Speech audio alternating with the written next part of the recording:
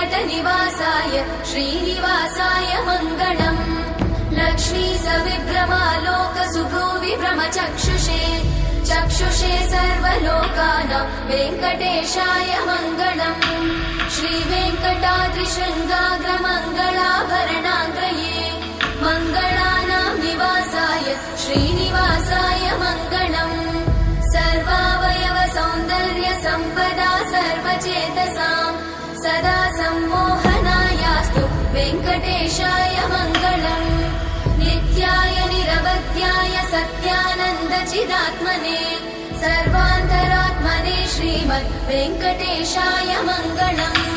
स्वतः सर्वविदे सर्वशक्तये सर्वशेषिने